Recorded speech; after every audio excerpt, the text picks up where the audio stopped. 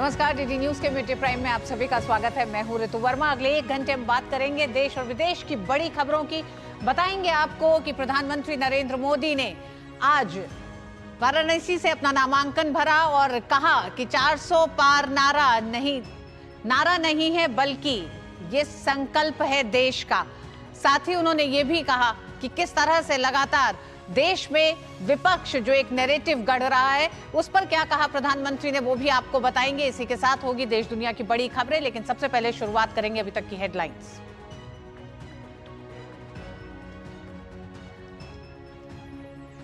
प्रधानमंत्री नरेंद्र मोदी ने तीसरी बार वाराणसी से भरा नामांकन। पंडित गणेश्वर शास्त्री समेत 4 लोग बने प्रस्तावक। नामांकन से पहले प्रधानमंत्री ने लिया मां गंगा और काल भैरव का आशीर्वाद। बीजेपी और एनडीए शासित राज्यों के मुख्यमंत्रियों के अलावा केंद्रीय मंत्री और तमाम बड़े नेता हुए शामिल।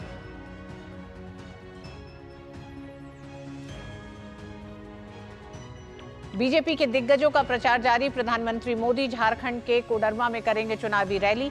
बीजेपी अध्यक्ष जेपी नड्डा अमेठी में तो अमित शाह बंगाल में संभालेंगे मोर्चा। योगी आदित्यनाथ यूपी के दरियाबाद में भरेंगे हुंकार।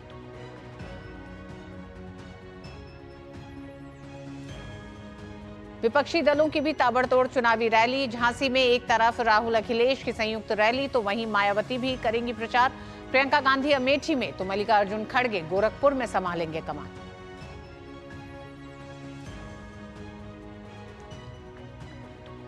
वरिष्ठ भाजपा नेता सुशील कुमार मोदी का निधन। दिल्ली से पटना ले जाया गया पार्थिव शरीर। प्रधानमंत्री मोदी समेत सभी दल के नेताओं ने जताया शोक। आज शाम पटना के गंगा घाट पर होगा अंतिम संस्कार। संदेशखाली में फिर शुरू हुआ महिलाओं का विरोध। तृणमूल कांग्रेस और स्थानीय पुलिस की मिलीभगत के खिलाफ प्रदर्शन। अपनी सुरक्षा के लिए गांव की सड़कों पर पहरेदारी करने को मजबूर।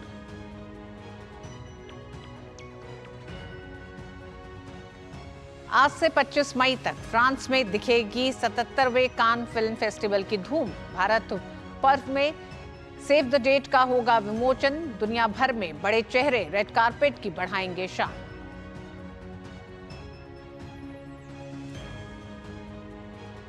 और बारिश ने फेरा गुजरात टाइटंस के अरमानों पर पानी। प्लेऑफ की दौड़ने से बाहर। वहीं आज दिल्ली कैपिटल्स और लखनऊ सुपर जायंट्स की टीम में होगी भिड़ंत।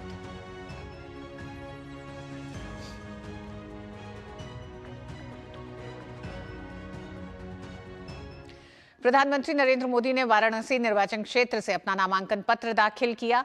यहां 1 जून को मतदान होगा। पीएम के जिलाधिकारी कार्यालय पहुंचने पर भारी संख्या में लोग भी मौजूद रहे। गौरतलब है कि पीएम मोदी पहली बार 2014 में यहां से रिकॉर्ड मतों से निर्वाचित हुए थे। उनके नामांकन के लिए अयोध्या में राम मंदिर के प्राण प्रतिष्ठा का शुभ मुहूर्त निकालने वाले पंडित गणेश्वर शास्त्री, बैजनाथ पटेल, लालचंद कुशवाहा और संजय सोनकर प्रस्तावक बने।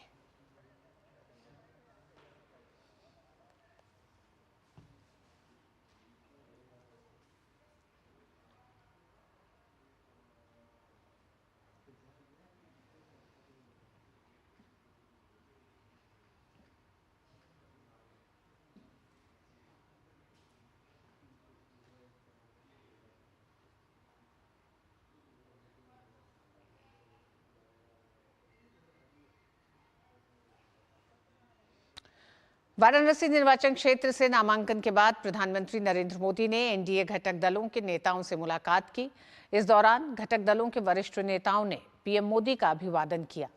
भाजपा के राष्ट्रीय अध्यक्ष जेपी नड्डा और केंद्रीय गृह मंत्री अमित शाह ने भी पीएम मोदी की अगवानी की।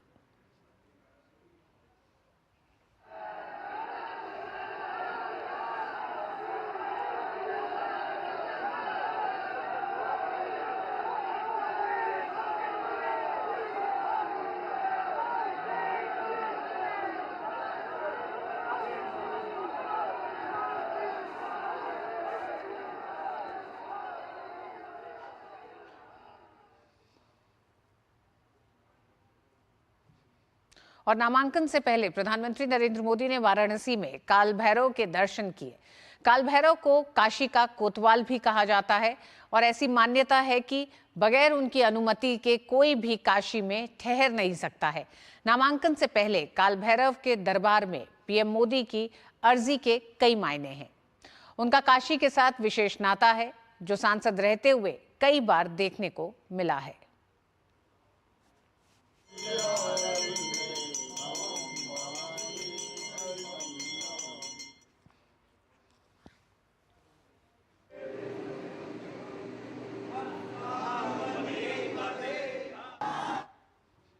और प्रधानमंत्री नरेंद्र मोदी वाराणसी से तीसरी बार उम्मीदवार हैं। काशी के साथ उनके भावुक रिश्ते की वानगी कई बार देखने को मिली है। आज भी नामांकन से पहले पीएम मोदी ने वैदिक मंत्रोच्चार के बीच दशाश्वमेध घाट पर मां गंगा की विशेष पूजा अर्चना कर उनका आशीर्वाद लिया। उन्होंने इससे पहले कल भव्य रोड शो में हिस्सा लिया था। इस सीट पर 1 जून को मतदान होना है। पीएम इससे पहले 2014 और 2019 में भी यहां से रिकॉर्ड मतों के अंतर से जीत चुके हैं।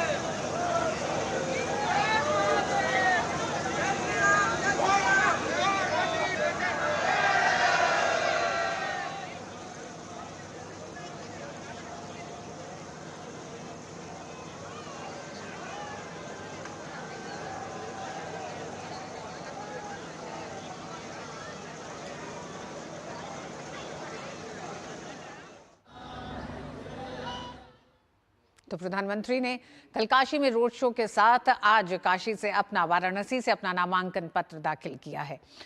केंद्रीय मंत्री और मुंबई उत्तर से भाजपा उम्मीदवार पीयूष गोयल ने कहा है कि मुझे प्रधानमंत्री नरेंद्र मोदी के 10 साल की सेवा काल पर पूरा विश्वास है और आगे आने वाले अमृतकाल में विकसित भारत बनाने के लिए देश की जनता ने मन बना लिया है।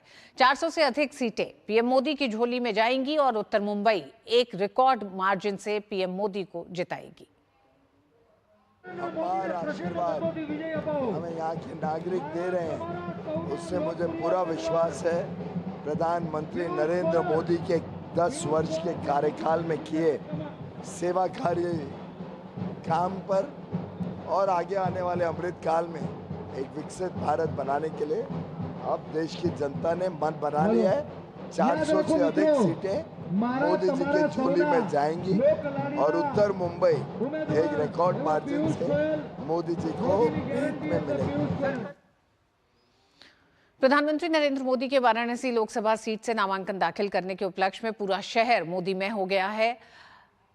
प्राचीन सभ्यता और संस्कृति की धरोहर समाहित किए बाबा विश्वनाथ का ये शहर आज पीएम मोदी का भव्य स्वागत कर रहा है।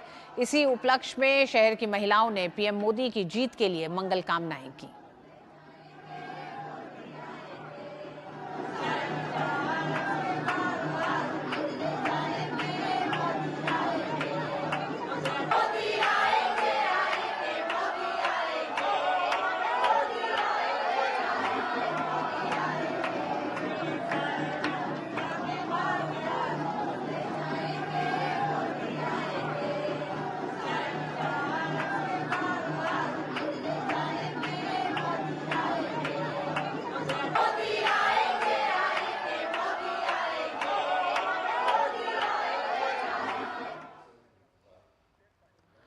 और काशी की महिलाओं का विशेष लगाव दिखाई देता है प्रधानमंत्री नरेंद्र मोदी के साथ। जिस तरह से वो गीत गा रही हैं, वहीं वाराणसी निर्वाचन क्षेत्र से नामांकन के बाद प्रधानमंत्री नरेंद्र मोदी ने एनडीए घटक दलों के नेताओं से मुलाकात की। इस दौरान घटक दलों के वरिष्ठ नेताओं ने पीएम मोदी का अभिवादन किया।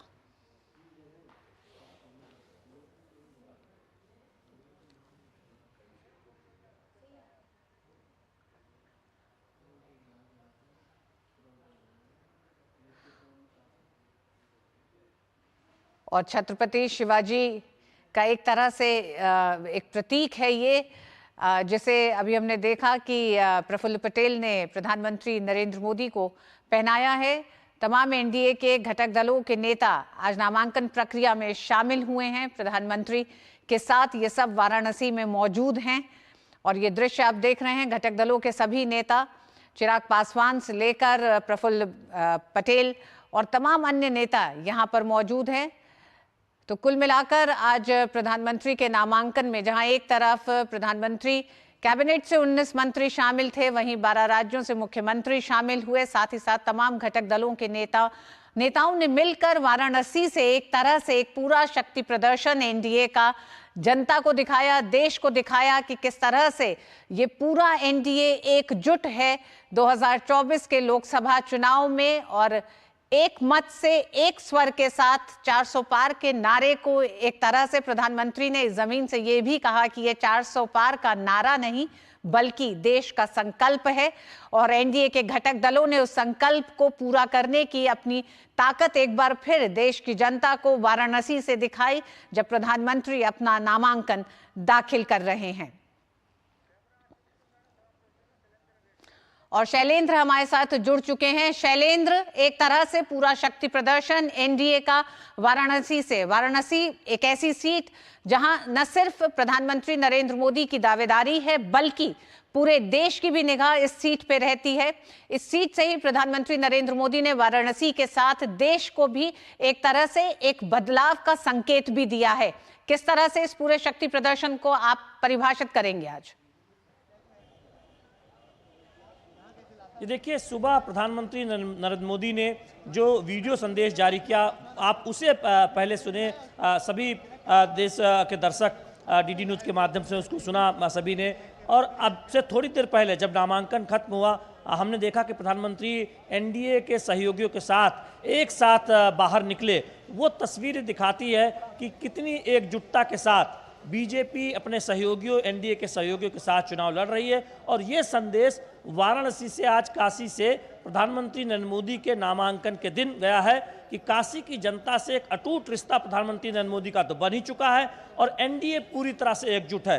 तो वो संदेश हमने देखा कि आज वाराणसी की धरती से प्रधानमंत्री नरेंद्र मोदी ने दिया है। और सुबह से ही हमने देखा दशाश्वमेध घाट पर पूजा अर्चना हो या काल भैरव मंदिर जाकर काशी के कोतवाल से जो अनुमति लेने की परंपरा है, और फिर कलेक्ट्रेट आकर प्रधानमंत्री नरेंद्र मोदी ने नामांकन किया। हमने मुख्य प्रस्तावक के तौर पर देखा शास्त्री जी इस बार मुख्य प्रस्तावक, जिन्होंने रामलला की प्राण प्रतिष्ठा के मुहूर्त निकाला था, जिनकी कई पीढ़ी एक तरह से देखें तो दक्षिण भारत से आते और यहाँ पर वो वाराणसी में बसे।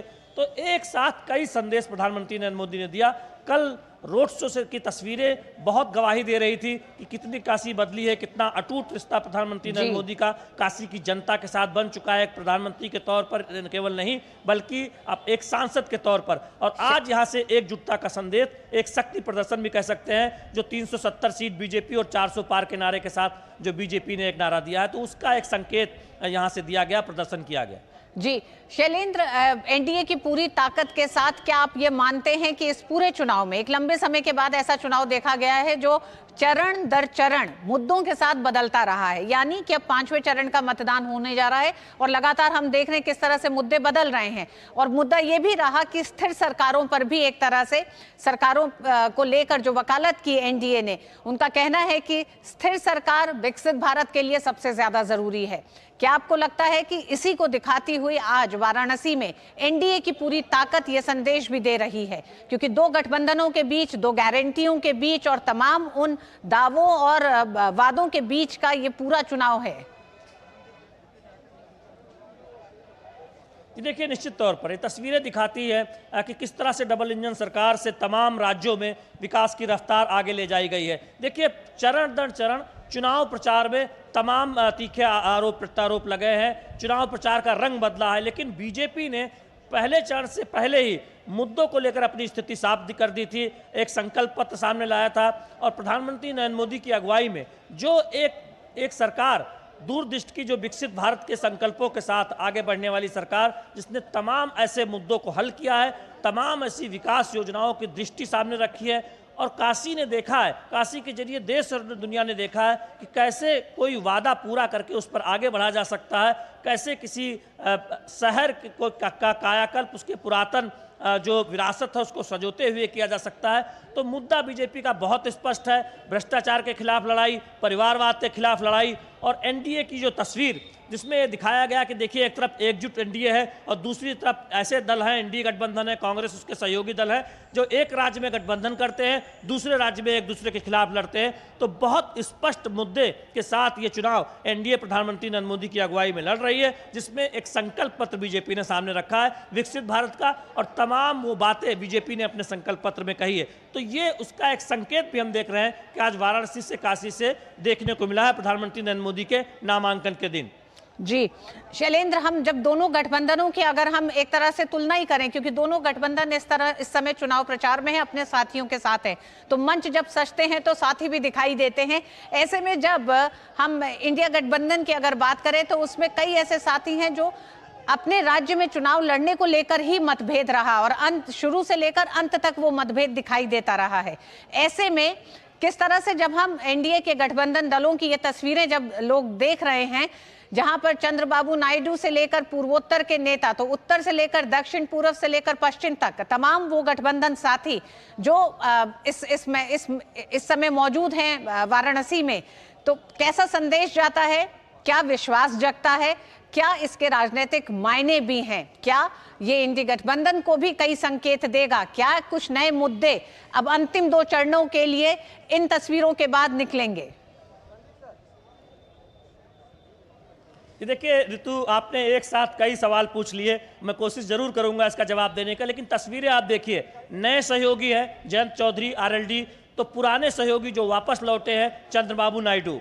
इस तरह से आप देखें अनुप्रिया पटेल जो 2014 के बाद से बीजेपी के सहयोगी है, राज्य में भी केंद्र में भी, वो भी तस्वीरों में दिखाई देती है। संजय निषाद दिखाई देते हैं, ओम प्रकाश राजभर जो वापस आए हैं उत्तर प्रदेश में, जिनको बीजेपी ने सीट भी दी है चुनाव लड़ने के लिए, वो दिखाई देते हैं। उत्तर पूर्व से असफगढ़ परिषद जो पुराना सहयोगी रहा है फिर से वापस आया है, उसके अध्यक्ष दिखाई देते हैं। अम्बुमणि रामदास जो तमिलनाडु से पीएमके के, वो यहाँ पर इन तस्वीरों में दिखाई देते हैं। तो उत्तर से दक्षिण तक, पूरब से पश्चिम तक जो एनडीए के सहयोगी है वो एकजुट से दिखाई देते हैं। और पर्सनल केमिस्ट्री प्रधानमंत्री नरेंद्र मोदी की, जब वो जाते हैं हाजीपुर और कहते हैं, हम जानते हैं कि उसके बाद चिराग पासवान कहते हैं कि एक अभिभावक के तौर पर वो प्रधानमंत्री नरेंद्र मोदी को देखते हैं, चिराग पासवान दिखाई देते हैं, तमाम जो बिहार के जो एनडीए के सहयोगी दल के नेता हैं वो यहाँ पर दिखाई देते हैं। प्रधानमंत्री नरेंद्र मोदी को जो पर्सनल केमिस्ट्री है, जो पर्सनल जो निजी स्नेह है तमाम एनडीए के सहयोगी नेताओं के साथ, वो यहाँ पर दिखाई देता है। और दूसरी तरफ अगर आपने कहा कि विपक्षी गठबंधन है, ममता बनर्जी, अधीर रंजन चौधरी क्या कहते हैं एक दूसरे के बारे में आप जानते हैं। कांग्रेस और टीएमसी किस तरह से आपस में लड़ते हैं। आम आदमी पार्टी दिल्ली में कांग्रेस के साथ है, लेकिन पंजाब में आप देखिए कि गठबंधन नहीं हो पाया। इस तरह से एक नूरा कश्ती कई राज्यों में दिखाई देती है। तो वहाँ पर बहुत मशक्कत के बाद हमने देखा कि उत्तर प्रदेश में कांग्रेस और समाजवादी पार्टी का गठबंधन हो पाया। वहाँ पर भी आप देखें कि तमाम ऐसी सीटों पर टकराव या फिर इस तरह की बातें आती है कि कार्यकर्ता एक साथ नहीं है। वहीं दूसरी तरफ प्रधानमंत्री नरेंद्र मोदी की अगुवाई में बीजेपी और एनडीए का गठबंधन है, जहां एक भी सीट पर पूरे देश में विवाद नहीं हुआ है सहयोगी दलों के बीच। ये दिखाता है कि प्रधानमंत्री नरेंद्र मोदी की अगुवाई में एनडीए किस एकजुटता के साथ, किस सधी हुई रणनीति के साथ चुनाव लड़ रहा है जमीन पर। और बीजेपी ये मानती है कि उसका असर दिखाई देगा। प्रधानमंत्री नरेंद्र मोदी की लोकप्रियता, उनकी जो दुनिया में लोकप्रियता है, देश में जो लोकप्रियता है, उनकी अगुवाई में जो काम हुए हैं जमीनी स्तर पर, और एनडीए के जो नए साथी आए हैं, जो सहयोगी आए हैं, उससे समीकरण बदलेगा। और राजनीतिक इतिहास में बीजेपी पहली बार ऐसे आंकड़ों को छुएगी, तीसरी बार लगातार एक ऐसी पार्टी बनेगी कांग्रेस के बाद जो लगातार बहुमत केंद्र में पाने वाली एक तरह से पार्टी जी हाँ, बिल्कुल बिल्कुल इन सारी बातों की एक तरह से मुहर लगेगी 4 जून को। शैलेंद्र, लेकिन एक सवाल, अंतिम सवाल, जब एनडीए नेताओं से प्रधानमंत्री मिले इस समूह के साथ, तो समूह ने सबसे पहले छत्रपति शिवाजी महाराज भारतीय मराठा योद्धा की पगड़ी प्रफुल्ल पटेल ने प्रधानमंत्री को पहनाई। इसके कई संकेत देखे जा सकते हैं, यानी कि चुनाव के बीचों बीच ये पगड़ी क्या संकेत है। जिस तरह से छत्रपति शिवाजी ने मुगलों के खिलाफ जो एक बड़ी एक तरह से जीत दर्ज की थी, क्या ये संकेत उस तरह के हैं एक बड़े युद्ध को जीतने के? ये देखिए, निश्चित तौर पर संकेतों की राजनीति है और प्रधानमंत्री नरेंद्र मोदी का इसमें कोई सानी नहीं है, एनडीए और बीजेपी का इसमें कोई सानी नहीं है। आज आप देखें, एनसीपी जो मुख्य धड़ा है वो बीजेपी के साथ खड़ा है। आप देखें, शिवसेना उद्धव ठाकरे की जो पार्टी है वो अब दो एक तरह से धड़ों में बटी, और जो मुख्य शिवसेना शिंदे गुट वो जो सरकार में है वो बीजेपी के साथ है। इस तरह से आप देखें कि बीजेपी के साथ वहाँ पर शिवसेना भी है, एनसीपी भी है, और हम जानते हैं कि बीजेपी एक बड़े गठबंधन में महाराष्ट्र में चुनाव लड़ रही है। तो मराठा प्राइड की जब बात होती है, जब छत्रपति शिवाजी सिर्फ मराठा प्राइड नहीं, हम देखते हैं कि उनकी जो एक छवि रही है, जो उनके बारे में कहा जाता रहा है, जो लड़ाई वो जीतते रहे, तो शिवाजी का जो शौर्य है वो एनडीए अपनी रणनीति में दिखाई देता है। अपनी रणनीति में वो एक संकेत देता है कि देखिए, ये जो 2024 की लड़ाई है ये सिर्फ महाराष्ट्र की राजनीति नहीं, देश की राजनीति में एनडीए प्रधानमंत्री नरेंद्र मोदी की अगुवाई में लड़ रही है। और जो विपक्ष का गठबंधन है उसके जो मंसूबे हैं वो बुरी तरह से ध्वस्त होने वाले हैं, और उसकी झलक एक आज की तस्वीरों से एक तरह से दिखाई देती है। और बीजेपी और एनडीए इस बात का दावा कर रहे हैं। तमाम हमने सहयोगियों से बात की, अनुप्रिया पटेल, संजय निषाद, ओम प्रकाश राजभर, जयंत चौधरी, तमाम इसके साथ असम गण परिषद के राष्ट्रीय अध्यक्ष और तमाम अन्य नेताओं से हमने बात की, डीडी न्यूज़ ने बात की। वो सभी ये कह रहे हैं कि देखिए, 2019 के मुकाबले 2024 में एनडीए को एक बड़ा ऐतिहासिक मैंडेट मिलने वाला है। अब इंतजार करना होगा कि 4 जून को कि क्या नतीजे होंगे, एनडीए का दावा कहाँ तक खरा उतरता है। लेकिन संकेत बहुत स्पष्ट वाराणसी में है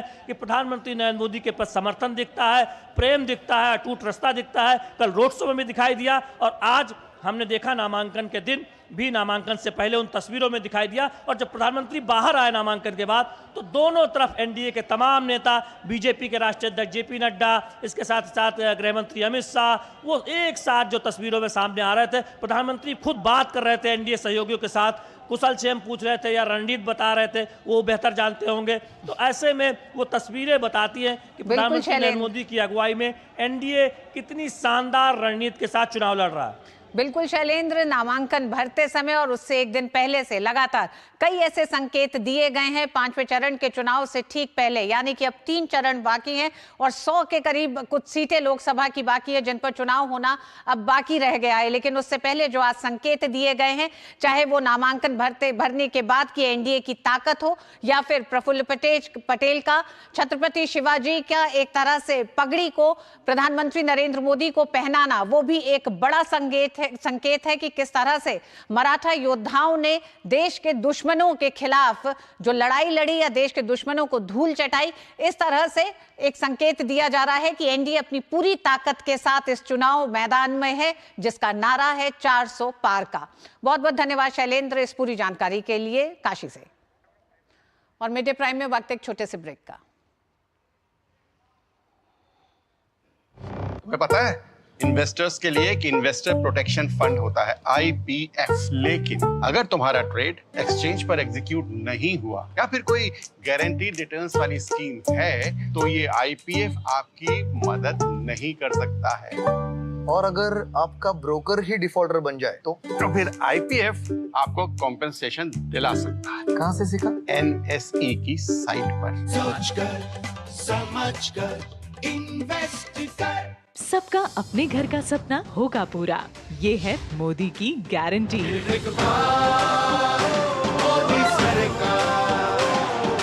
बात जब पीढ़ियों के लिए बनने वाले घर की हो तो जिम्मेदारी बड़ी हो जाती है। गैलेंट समझता है ये जिम्मेदारी। अब डबल M रिब्स के साथ गैलेंट एडवांस TMT रीबार, निर्माण का रियल हीरो। पॉलिसी बाजार से टर्म लाइफ इंश्योरेंस लेने के कुछ साल बाद मेरी वाइफ को कैंसर डायग्नोस हुआ और वो नहीं रही। उनकी कमी तो पूरी नहीं हो सकती, और टर्म लाइफ इंश्योरेंस के पैसे से बच्चों की फ्यूचर की चिंता नहीं रही।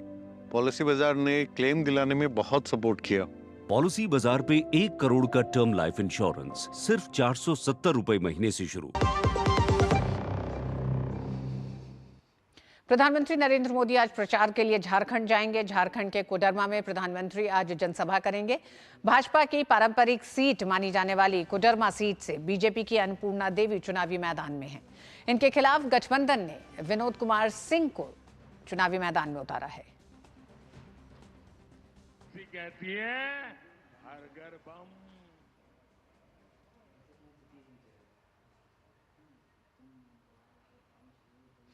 केंद्रीय गृह मंत्री और भाजपा के वरिष्ठ नेता अमित शाह आज पश्चिम बंगाल में जनसभा करेंगे। वो बनगांव और उलुबेरिया में जनसभा कर इन लोकसभा सीट से बीजेपी के प्रत्याशियों के पक्ष में प्रचार करेंगे। बनगांव लोकसभा सीट से सांसद और भाजपा प्रत्याशी शांतनु ठाकुर दोबारा चुनावी मैदान में है। शांतनु के सामने टीएमसी ने बिस्वजीत दास को उतारा है। गृह मंत्री अमित शाह पश्चिम बंगाल के महत्वपूर्ण संसदीय क्षेत्र उलुबेरिया में भी पार्टी का प्रचार करेंगे। उलुबेरिया सीट से बीजेपी के उम्मीदवार अरुण दयाल चौधरी हैं, जिनका मुकाबला टीएमसी की सजदा अहमद से होगा। उलुबेरिया सीट पर 20 मई को चुनाव होगा। भाजपा राष्ट्रीय अध्यक्ष जेपी नड्डा आज उत्तर प्रदेश के अमेठी में विशाल जनसभा को संबोधित करेंगे। दोपहर बाद अमेठी के रामलीला मैदान में यह विशाल जनसभा होगी। इस सीट से केंद्रीय मंत्री स्मृति ईरानी चुनावी मैदान में है। स्मृति ईरानी के खिलाफ कांग्रेस ने किशोरी लाल शर्मा को उम्मीदवार बनाया है। वहीं उत्तर प्रदेश के मुख्यमंत्री योगी आदित्यनाथ दरियाबाद विधानसभा क्षेत्र के रेलवे स्टेशन मैदान में जनसभा को संबोधित करेंगे। लोकसभा क्षेत्र फैजाबाद की दरियाबाद विधानसभा बाराबंकी जिले में आती है। तो उधर लोकसभा के आगामी चरणों के प्रचार के लिए कांग्रेस पार्टी ने पूरी ताकत झोंक दी है। कांग्रेस के स्टार प्रचारक राहुल गांधी आज उत्तर प्रदेश की झांसी ललितपुर में एक जनसभा करेंगे।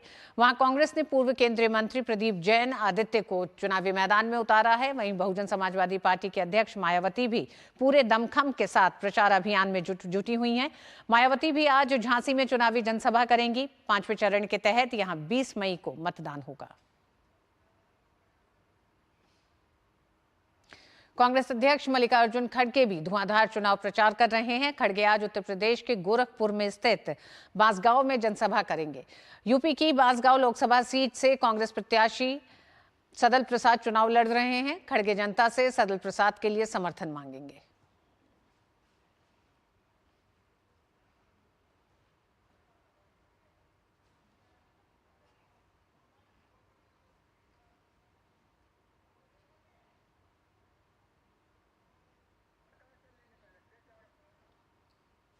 और लोकसभा चुनाव के 7वें एवं अंतिम चरण के लिए नामांकन दाखिल करने का आज आखिरी दिन है। 15 मई को नामांकन पर्चों की जांच की जाएगी। वहीं इच्छुक प्रत्याशी 17 मई को नाम वापस ले सकेंगे। 7वें चरण में 7 राज्यों और 1 केंद्र शासित प्रदेश के 57 लोकसभा सीटों पर 1 जून को वोट डाले जाएंगे। इनमें यूपी और पंजाब की 13 सीटों, पश्चिम बंगाल की 9 सीट, बिहार की 8 सीटों पर, ओडिशा की 6 सीटों पर, हिमाचल प्रदेश की 4 सीट, झारखंड की 3 और चंडीगढ़ की 1 लोकसभा सीट पर लोग अपने मताधिकार का प्रयोग करेंगे। लोकसभा चुनाव की मतगणना 4 जून को होगी।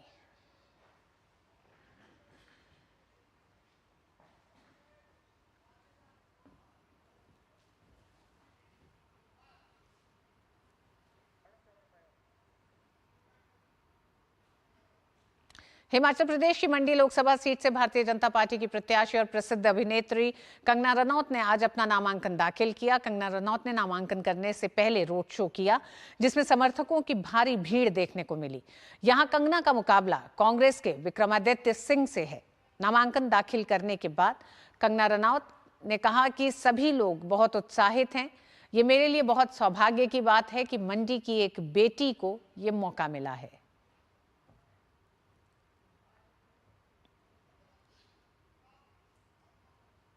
जो है मंडी, जिसे कहा जाता है, वहाँ से नॉमिनेशन फाइल किया है और सारे मंडी में ही सब बहुत उत्साहित है।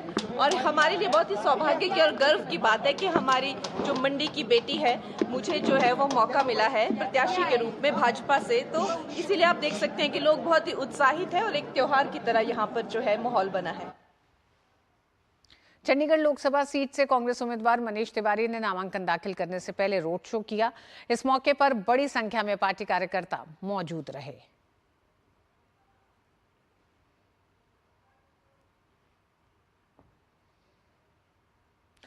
और मिड डे प्राइम में वक्त एक छोटे से ब्रेक का है। 3 करोड़ बहनों को लखपति दीदी बनाएंगे, ये है मोदी की गारंटी।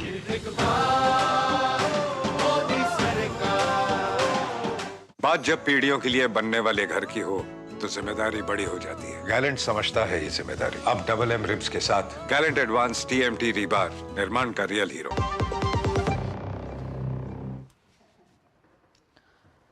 और पश्चिम बंगाल का संदेश खाली एक बार फिर से सुर्खियों में है। यहाँ की औरतें फिर से तृणमूल कांग्रेस के कार्यकर्ताओं और पुलिस की सांठगांठ के खिलाफ प्रदर्शन पर उतर आई हैं। महिलाओं ने यहाँ गांव की सड़कों पर रात में पहरेदारी शुरू कर दी है।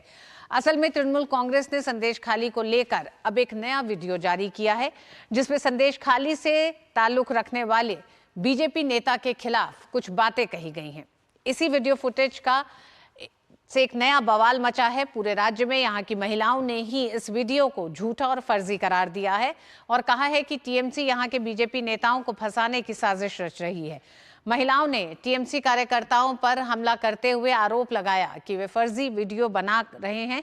इस दौरान कुछ महिलाओं को पुलिस ने गिरफ्तार भी कर लिया है, जिसके विरोध में ये ताजा घटनाक्रम हो रहा है और महिलाएं रात में बाकी महिलाओं की सुरक्षा के लिए पहरेदारी कर रही हैं। इस बीच कथित फर्जी वीडियो के जरिए फंसाए गए स्थानीय बीजेपी नेता ने कोलकाता हाई कोर्ट का दरवाजा खटखटाया है, जिस पर आज सुनवाई होगी। और इस खबर पर कोलकाता से हमारे साथ जुड़ गए हैं हमारे साथी प्रसन्नजीत। प्रसन्नजीत, ये पूरा मामला, एक तो सबसे पहले आज हाईकोर्ट में सुनवाई होनी है, सुनवाई कितने बजे है और किस तरह से इस पूरे मामले ने तूल पकड़ा है? नहीं, देखिए रितु, किसी भी वक्त ये जो सुनवाई है वो शुरू हो सकता है।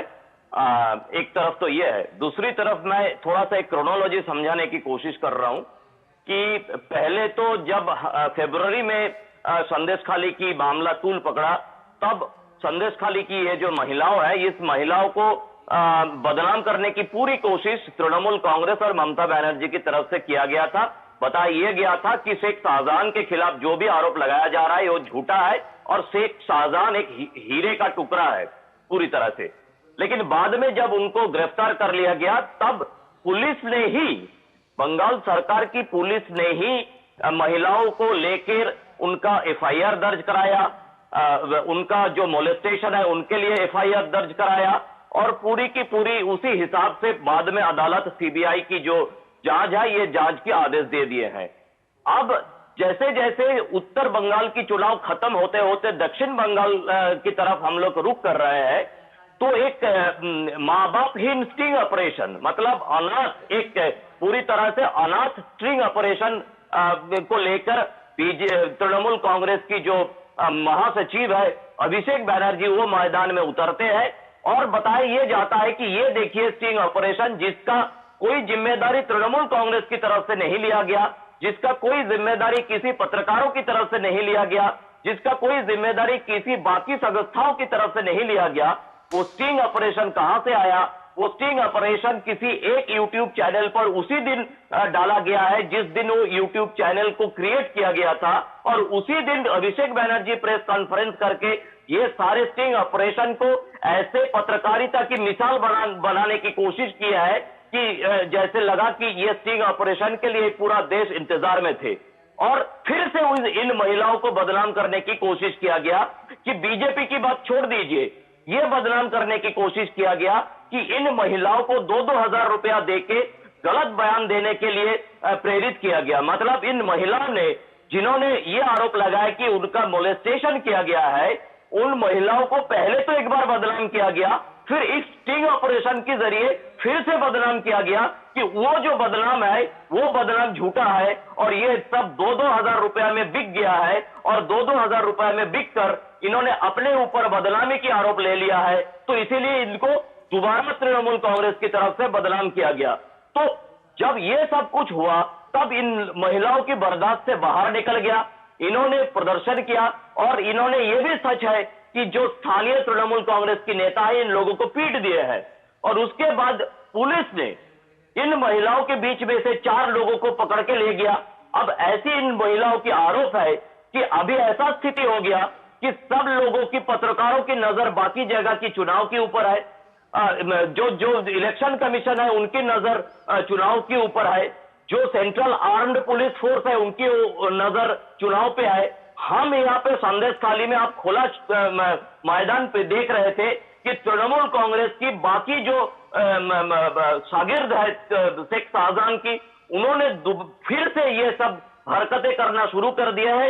इसीलिए हमको पूरा दिन प्रदर्शन दिखाना पड़ेगा और रात को जाके हमको पहरेदारी करना पड़ेगा रितु। ये सारे क्रोनोलॉजी है जी। प्रसन्नजीत, जिस तरह से आपने कहा कि अभिषेक बैनर्जी एक पीसी करके और स्टिंग ऑपरेशन को लेकर उन्होंने जारी किया है, तो स्टिंग ऑपरेशन की विश्वसनीयता पे एक तो सवाल आप खड़ा कर रहे हैं, आप या फिर मीडिया में जो सवाल खड़ा किया जा रहा है, क्योंकि अभी तक उसका कोई जिम्मेदारी नहीं ले रहा। ऐसे में क्या अब ये महिलाएं जो रात भर अपनी सुरक्षा के लिए पहरेदारी कर रही हैं अन्य महिलाओं के लिए, इस पर ममता सरकार का क्या कहना है? क्या इस पर किसी तरह का संज्ञान लिया गया है अभी तक, जिस तेजी से स्टिंग ऑपरेशन पे लिया गया था?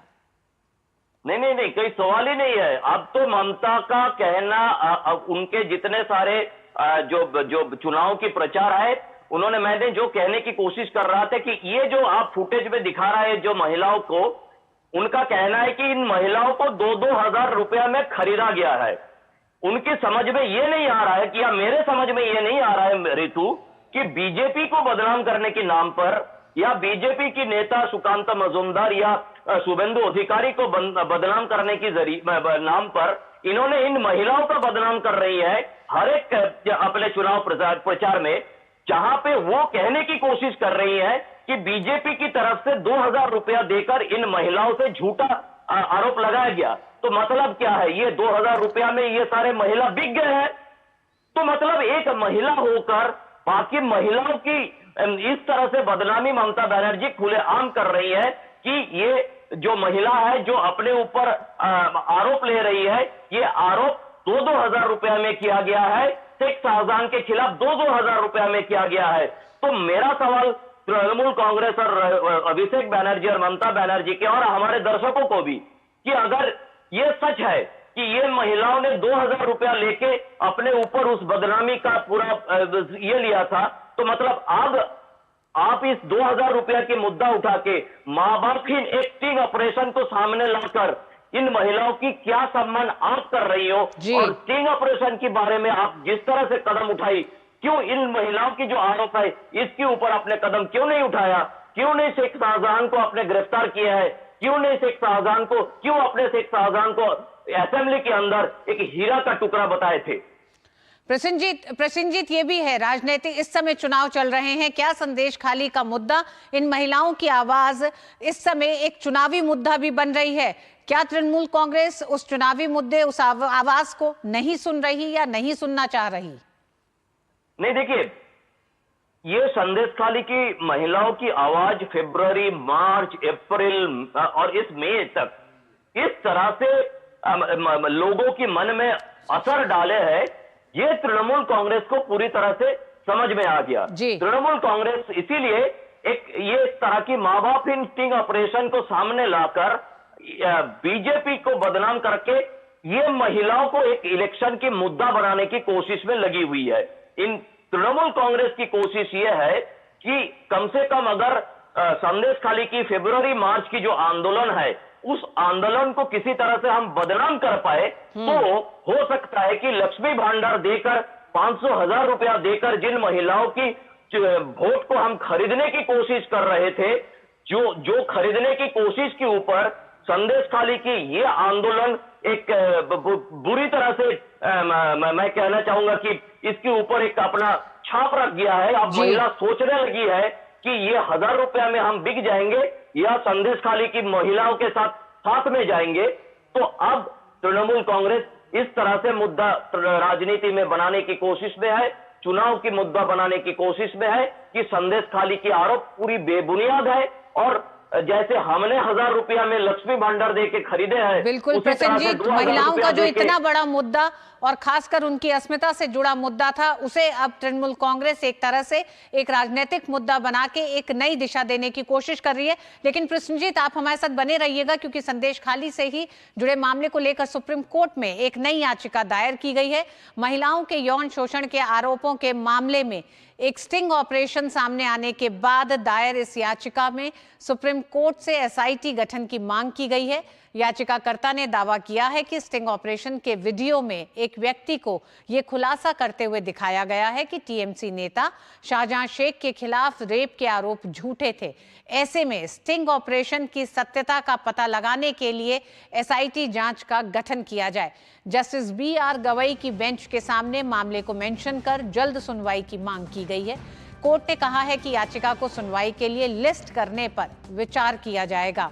तो एक रिएक्शन आपसे प्रश्नजीत इस पे भी, और जिस तरह से हम देख रहे हैं कि कोलकाता हाई कोर्ट में भी बीजेपी नेता कोयल ने कहा है कि इसे मुंबई, ये पश्चिम बंगाल पुलिस तक इसकी जांच को ना रखा जाए बल्कि सीबीआई को इस जांच को सौंपा जाए। चुनाव में हिंसक घटनाएं पश्चिम बंगाल में कोई नई बात नहीं है, ऐसे में ये मामला काफी संगीन होता जा रहा है। हाँ जी रितु, देखिए सीबीआई सारे की सारी जो मामला है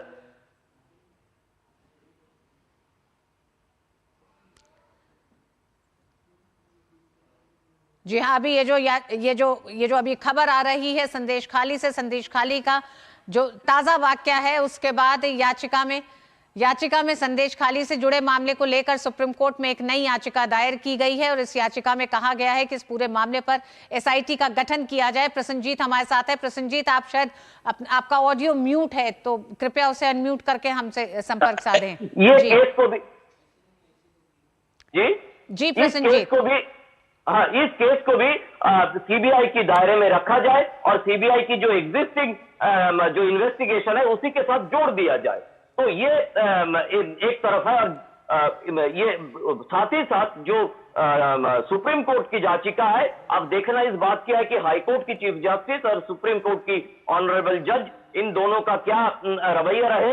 और इन सब का कहना है कि सारे की सारी जांच सीबीआई के दायरे में हो, क्योंकि सीबीआई ऑलरेडी संदेश खाली की जो मामला है इन सब की जांच में लगे हुए है। प्रसन्नजीत, लेकिन इन सबसे बड़ा एक मामला ये भी है, पश्चिम बंगाल के विधानसभा चुनाव के बाद भी हमने देखा था कि नतीजे आने के बाद जिस तरह की शिकायतें कई इलाकों से आई थी महिलाओं के साथ दुर्व्यवहार को लेकर, चुनाव का इस समय वक्त चल रहा है और संदेश खाली की महिलाएं जिस तरह से अपनी आवाज को लगातार बुलंद कर रही हैं, बिना डरे रात भर पहरा देना, महिलाओं की खुद सुरक्षा करना, ये एक बड़ा बीड़ा उन्होंने शेख शाहजहां ही नहीं बल्कि अगर हम प्रशासन की बात करें, अगर किसी तरह से उन्हें नहीं संरक्षण दिया जा रहा है इन महिलाओं को, तो एक बड़ी आवाज बनकर बाहर आई हैं। लेकिन खतरे भी बड़े हैं, जो जिस तरह का इतिहास पश्चिम बंगाल का रहा है, जो चिंता का विषय इन महिलाओं की सुरक्षा को लेकर ज्यादा बड़ा है।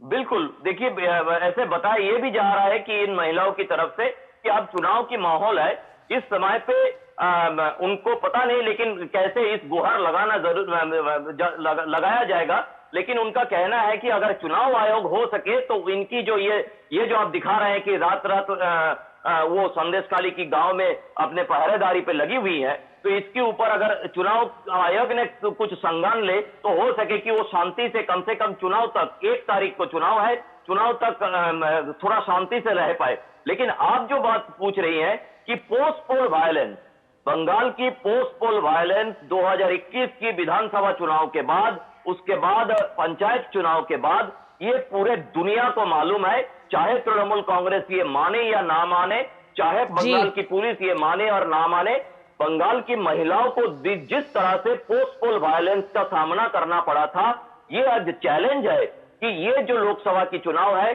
अब चुनाव के बीच में ही अगर ऐसा स्थिति बन जाए, चुनाव के बीच में ही इस तरह की रात पहरादारी करना पड़े, तो चुनाव के बाद क्या हो जाएगा, क्या किस स्थिति में ये महिला रहेगी, इसके ऊपर कड़ा नजर रखना पूरे प्रशासन की तरफ से जरूरी है। और हम जैसे पत्रकार कोशिश करेंगे हमारी तरफ से इसके ऊपर नजर रखने की। बिल्कुल प्रसन्नजीत, संदेश खाली का मामला एक बार फिर सुप्रीम कोर्ट पहुंचा है और याचिकाकर्ता ने कहा है कि एसआईटी का गठन किया जाए इस ताजा स्टिंग मामले के बाद। बहुत बहुत धन्यवाद प्रसन्नजीत पूरी जानकारी के लिए। और बिहार के पूर्व उप मुख्यमंत्री और राज्यसभा सांसद सुशील कुमार मोदी का कल शाम दिल्ली एम्स में इलाज के दौरान निधन हो गया। वे 72 साल के थे। बीते कुछ समय से वे गले के कैंसर से पीड़ित थे। आज उनका पार्थिव शरीर विशेष विमान से दिल्ली से पटना ले जाया गया। उनके पार्थिव शरीर को अंतिम दर्शन के लिए उनके राजेंद्र नगर स्थित निजी आवास में रखा जाएगा। इसके बाद पटना के गुलाबी घाट पर उनका अंतिम संस्कार किया जाएगा। सुशील कुमार मोदी के निधन पर राष्ट्रपति द्रौपदी मुर्मू, प्रधानमंत्री नरेंद्र मोदी, गृह मंत्री अमित शाह, भाजपा अध्यक्ष जेपी नड्डा, लालू प्रसाद यादव समेत कई पार्टी और विपक्ष के नेताओं ने शोक व्यक्त किया। बिहार के पूर्व उप मुख्यमंत्री व भाजपा नेता सुशील मोदी के निधन पर भाजपा नेता सैयद शहनवाज हुसैन ने दुख व्यक्त किया। शहनवाज हुसैन ने कहा कि ये बिहार भाजपा और मेरे लिए व्यक्तिगत तौर पर अपूर्णीय क्षति है। वे बिहार के लोगों का दुख सुख बांटते थे। व्यक्तिगत तौर पर उनके साथ मेरे अच्छे संबंध थे। पूरे बिहार को क्षति है, बीजेपी को क्षति है, व्यक्तिगत तौर पर मुझे बहुत बड़ी क्षति है। हम लोगों ने एक अभिभावक, नेता, मित्र खोया है। सुशील जी बहुत संघर्ष करके ऊपर आए। कैलाशपति मिश्रा जी के बाद वही एक नेता थे जिसको पूरे बिहार के लोगों का दुख सुख बांटते थे। कहीं भी कुछ घटना हो जाए, कोई पहुँचे न पहुँचे, सुशील मोदी जी पहुँचते थे। और हमारा तो उनका व्यक्तिगत संबंध बहुत था। छत्तीसगढ़ के उप मुख्यमंत्री अरुण साव ने बिहार के पूर्व उप मुख्यमंत्री और भाजपा नेता सुशील मोदी के निधन पर कहा कि सुशील मोदी भाजपा के आदर्श और निष्ठावान कार्यकर्ता रहे हैं। पूरे देश में उनका सम्मान था। उनका निधन न सिर्फ भाजपा बल्कि पूरे देश के लिए अपूर्णीय क्षति है। सुशील मोदी जी देश के वरिष्ठतम राजनेता हैं। भारतीय जनता पार्टी के एक आदर्श और निष्ठावान कार्यकर्ता रहे हैं और न केवल बिहार वरन पूरे देश में उनका सम्मान था। देश की राजनीति में उनका बड़ा योगदान रहा है। सुशील मोदी जी का निधन भारतीय जनता पार्टी ही नहीं, देश की राजनीति के लिए अपूर्णीय क्षति है। मैं उन्हें अपनी विनम्र श्रद्धांजलि अर्पित करता हूँ। पतंजलि आयुर्वेद के वकील ने सुप्रीम कोर्ट को जानकारी दी कि उन उत्पादों की बिक्री पर रोक लगा दी गई है जिनके विज्ञापनों के खिलाफ याचिका दायर की गई थी। ये जवाब उन्होंने पतंजलि आयुर्वेद के भ्रामक विज्ञापन से जुड़े मामले में दिया है। सुप्रीम कोर्ट में आज स्वामी रामदेव और आचार्य बालकृष्ण पेश हुए। सुनवाई के दौरान जस्टिस हिमा कोहली ने कहा कि पतंजलि आयुर्वेद को इन दवाओं के स्टॉक के बारे में भी 3 सप्ताह के अंदर एक हलफनामा देना होगा। सुप्रीम कोर्ट ने यह भी कहा है कि बाबा रामदेव ने योग को बढ़ावा देने के लिए अंतर्राष्ट्रीय स्तर पर काफी कुछ किया है, लेकिन यह अलग मामला है और दवा खरीदने वाले उपभोक्ताओं से जुड़ा है। इसमें लापरवाही नहीं बरती जा सकती।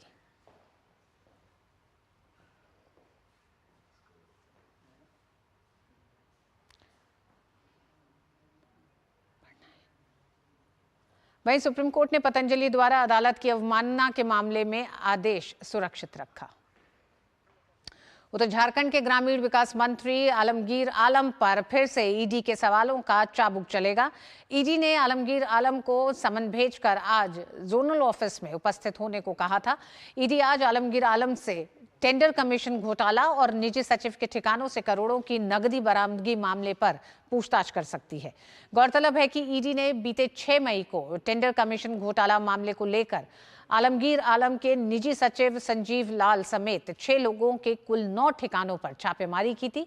इस दौरान ईडी ने संजीव लाल, उनके नौकर और एक बिल्डर के ठिकाने से 35 करोड़ रुपए से अधिक की नकदी बरामद की थी, जिसके बाद ईडी ने दोनों आरोपियों को रिमांड पर ले लिया है।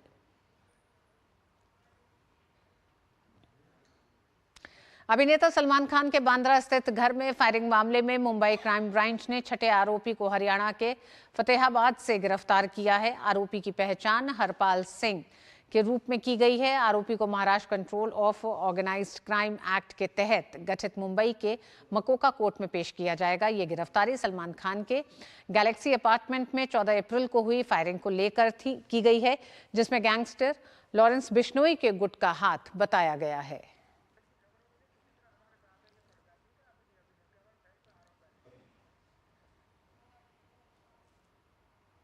और मिड डे प्राइम में वक्त है खेल की खबरों का, जिसके लिए हमारे साथ जुड़ गई हैं हमारे साथी सुचित्रा। जी सुचित्रा, क्या खबरें खेल जगत से आज? शुक्रिया ऋतु। शुरुआत करते हैं आईपीएल से जुड़ी खबरों के साथ। इंडियन प्रीमियर लीग में आज दिल्ली में लखनऊ सुपर जायंट्स और दिल्ली कैपिटल्स की टीम आमने सामने होंगी। ये मैच दोनों टीमों के लिए काफी अहम रहने वाला है। दिल्ली के लिए प्लेऑफ की उम्मीदें कायम हैं। दिल्ली के 13 मैच में 6 जीत और 7 हार के साथ 12 अंक है, लेकिन आरसीबी से खराब रन रेट के कारण टीम 6ठे स्थान पर है। टीम को क्वालिफाई करने के लिए आखिरी मैच में लखनऊ को हराने के साथ बाकी नतीजों पर भी निर्भर रहना होगा। दूसरी ओर लखनऊ के पास ये मैच जीतकर चौथे नंबर पर जगह बनाने का मौका है। टीम के 2 मैच बाकी हैं। अगर टीम दोनों मैच जीतती है तो 16 पॉइंट्स के साथ क्वालिफाई कर सकती है।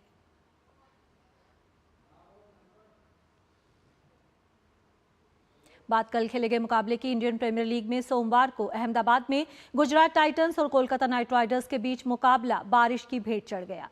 बारिश के चलते मैच में टॉस भी नहीं हुआ। मैच के रद्द होने के चलते गुजरात की टीम प्लेऑफ की दौड़ से बाहर हो गई। गुजरात ने अब तक 13 में से 5 मैच जीते और 7 हारे हैं। इस तरह गुजरात की टीम 11 अंक के साथ पॉइंट्स टेबल में 8वें नंबर पर है। भारतीय क्रिकेट कंट्रोल बोर्ड ने सीनियर पुरुष क्रिकेट टीम के मुख्य कोच के पद के लिए विज्ञापन जारी कर दिया है। राहुल द्रविड़ का कार्यकाल जून में खत्म हो रहा है। द्रविड़ का आखिरी असाइनमेंट जून में होने वाला T20 विश्व कप है। राहुल द्रविड़ नवंबर 2021 से भारतीय क्रिकेट टीम के मुख्य कोच हैं। मुख्य कोच के पद के लिए आवेदन की आखिरी तारीख 27 मई है। नए कोच का कार्यकाल 3.5 साल का होगा, जो वनडे विश्व कप 2027 के बाद समाप्त होगा।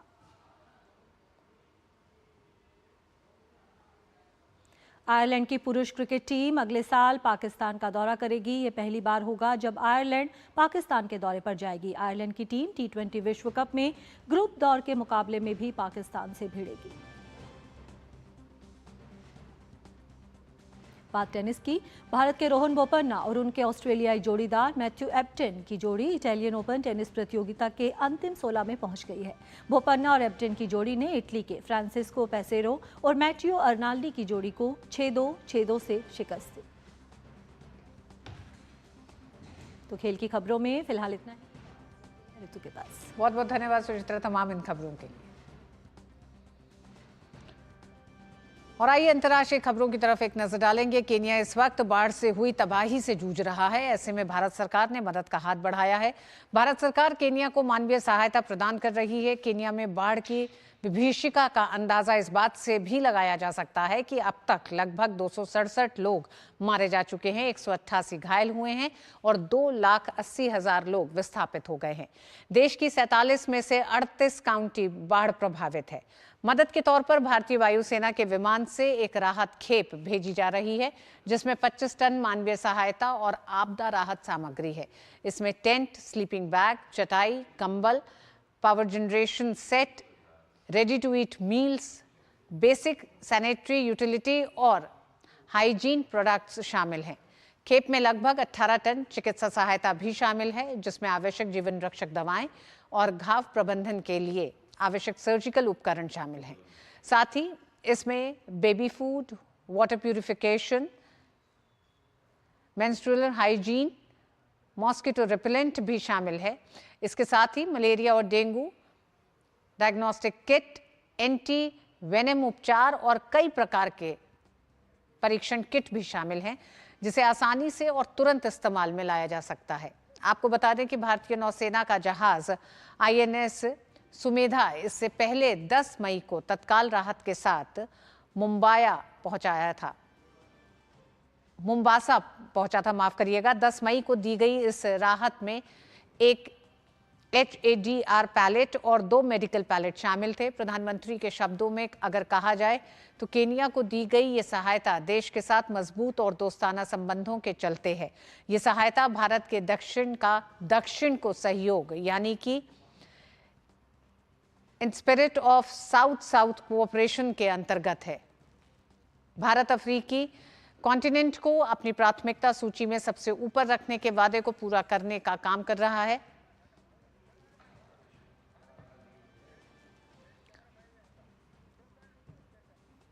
पाकिस्तान अधिकृत कश्मीर में लगातार बढ़ती महंगाई से लोगों का गुस्सा 7वें आसमान पर पहुंच गया है। बड़ी संख्या में स्थानीय लोग सड़कों पर हिंसक विरोध प्रदर्शन कर रहे हैं। प्रदर्शनकारियों ने धरना शुरू कर दिया है। कोहाला मुजफ्फराबाद रोड को जगह जगह बंद कर दिया गया है। प्रदर्शनकारियों द्वारा पीओके में किए गए चक्का जाम का आज लगातार 5वां दिन है। बिजली और खाद्य पदार्थों की ऊंची कीमतों को लेकर लोगों में जबरदस्त नाराजगी है। हालांकि पाकिस्तान सरकार ने पीओके के लिए तत्काल 23 अरब रुपए का बजट मंजूर किया है और स्थानीय सरकार ने बिजली दरों व ब्रेड की कीमतों में कटौती की घोषणा भी कर दी है। लेकिन इन तमाम प्रयासों के बावजूद लोगों का गुस्सा अब तक शांत नहीं हुआ है। जरूरी चीजों के दाम बढ़ने और टैक्स में बढ़ोतरी के खिलाफ पीओके में बीती 10 मई को संयुक्त अवामी एक्शन कमेटी ने मुजफ्फराबाद के लिए मार्च करने का आह्वान किया था। moment, the situation in Muzaffarabad, the capital of Pakistani occupied Jammu Kashmir, is getting very, very serious. What happened is this morning, about 500,000 people descended upon Muzaffarabad and in the suburbs to protest against taxes on electricity bills, cuts in subsidies, and to demand end to the perks and privileges of the Prime Minister, the President, all members of Legislative Assembly, as well as the judges and bureaucracy. We are in a desperate situation. We need the international community to come and stand by us, raise their voice for us. The Indian rapporteur in the United Nations, we request them to raise their voice at the United Nations Forum. We also request the Indian government to instruct the Ministry of External Affairs to summon the Pakistan ambassador and ask for an explanation. This is broad daylight murder that is taking place in POJK. Our lives are in danger, people's lives are in danger. तो PoK में बिगड़ते हालात के बीच में लोगों ने वहां से भारत से मदद की एक गुहार लगाई है। तो मिड डे प्राइम में आज बस इतना। पूरे टीम को दीजिए अनुमति। डीडी न्यूज पे खबरें जारी रहेंगी। 5वें और अन्य चरणों का चुनाव जोरों पर है। चुनाव प्रचार की हर तस्वीर को आप तक लेके लाएंगे। मुझे दीजिए अनुमति। नमस्कार।